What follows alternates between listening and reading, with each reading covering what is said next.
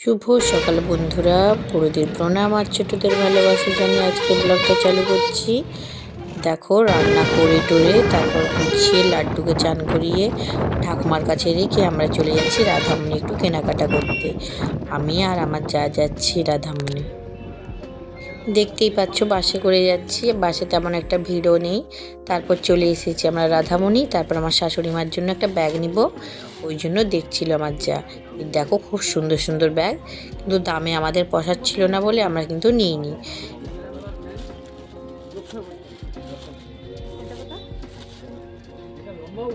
একটু বড় দেখে এলাম।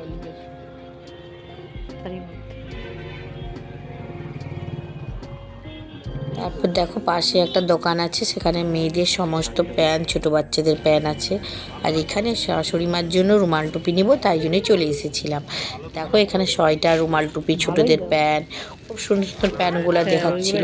আর এখানে এই লোকটা এত দাম বলেছিল রুমাল টুপি নাকি 100 টাকা করে, কিন্তু সেই আমরা এই বাজারের ভিতরের দিকটা এসেছিলাম ওই জন্য। কিন্তু বাইরের দিকে যেখানে হাট বসে এখানটা থেকে নিয়েছি আমরা 50 টাকা করে, কিন্তু এখানে বলছিল 100 টাকা করে। এখানেও কিন্তু নিই এই সবে সবে সকালে সব দোকান খুলেছে তো ওই জন্য খুব দাম, কিন্তু বাইরের দোকানগুলোতে কম দাম, ওই জন্য বাইরের দোকান থেকে নিয়েছিলাম। প্যান্টগুলো দেখো খুব সুন্দর, তৈরির জন্য নিব বলে দেখছিলাম।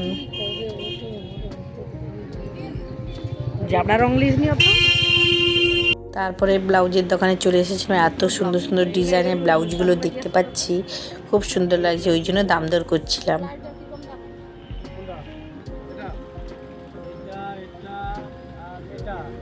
তারপর দেখো এখানে সায়াও আছে, অনেক কিছু আছে। তারপর চলে যাচ্ছিলাম হাটে, হাট যেখানে বসে সেই দিকে চলে যাচ্ছিলাম। এখানে দেখো কত ধরনের সোয়েটার, জামা সব ঝুলানো হয়ে আছে। এখন সোয়েটারের খুব কম দাম, যেহেতু গরম পড়ে যাচ্ছে ওই জন্য সব শীতের জিনিসগুলো কম দামে দিয়ে দিচ্ছে। এইদিকে দেখো ঠাকুর বানানো হচ্ছে, কি ঠাকুর জানি না, দূর থেকে দেখতে পেলাম। তারপর দেখো এইদিকে হাটের দিকে চলে এসেছি। দেখো কত বেডশিট দোকান, মশারি আর কত ধরনের ব্লাউজের কাটিং, খুব সুন্দর লাগছে। কিন্তু নিইনি আমি, কারণ আমার যা কিনবে গিয়েছিল, আমিও সাথে গিয়েছিলাম শুধু।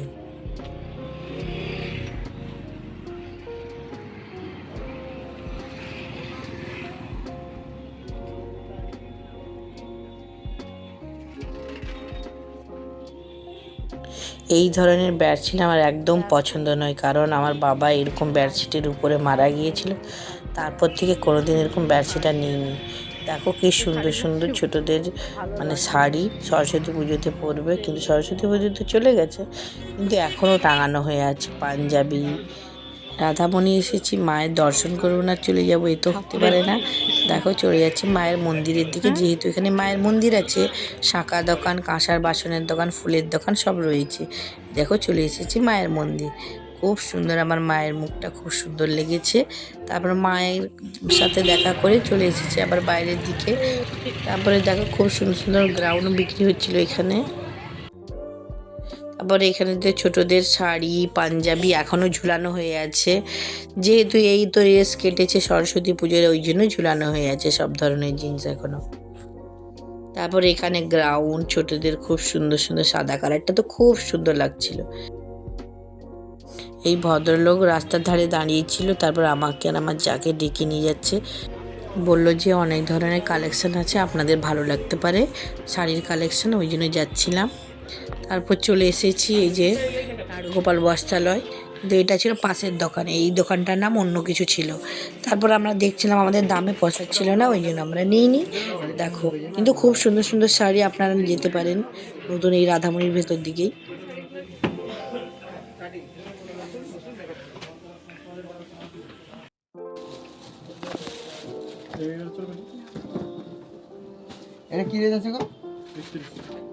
তারপর ওই দোকানে তো বসালো না, তারপর আবার পাশে একটা দোকান ছিল, আমরা চলে যাচ্ছিলাম, সেই ভাইটা অনেক করে ডেকেছিল ওই জন্য গিয়েছিলাম। এই দেখো আমাদের বাজেট ছিল 1000 টাকার মধ্যে একটা ভালো শাড়ি নিব, তারপরে পেয়ে গিয়েছিলাম, তারপর এই যে নিয়ে নিলাম। তারপর এই যে দোকানের নাম হচ্ছে নাড়ুগোপাল বস্ত্রালয়।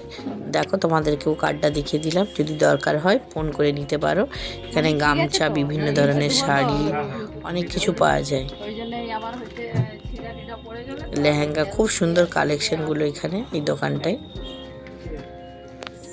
তারপর আমরা চলে গিয়েছিলাম মিনি মার্কেট। যারা জানো না তারা জিজ্ঞেস করলেই দেখিয়ে দিবে যে মিনি মার্কেট কোথায়।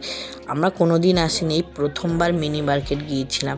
আর এত কম দাম জিনিস আর এত সুন্দর সুন্দর, যেটা বাইরে রাধামণির বাইরে হাটের কাছে যেগুলো বসে সেইখানের চেয়েও ভালো কম দাম। কিন্তু আমরা তো জানতাম না, ওই সামনেটাই কিনতাম। এই যে ভেতর দিকে মিনি মার্কেট আছে, সেখানে কত জিনিস দেখো, কত কম দামে আমরা কিনে নিলাম।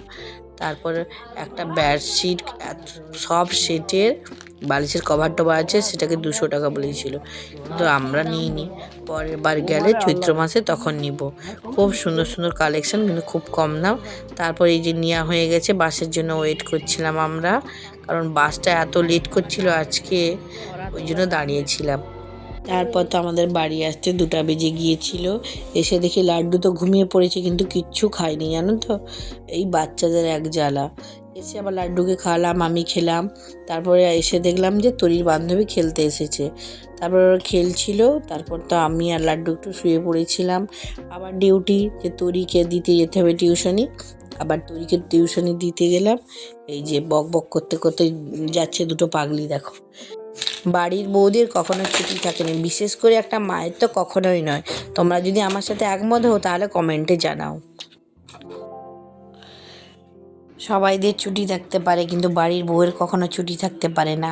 কারণ রান্না করে গিয়েছিলাম, আবার এসে বাচ্চাকে খাওয়ালাম, আবার এই যে রাতে করেছি পরোটা, গোল গোল পরোটা করেছি, কারণ আমার মধ্যে আর শক্তি নেই। আর করেছি আলুর দম।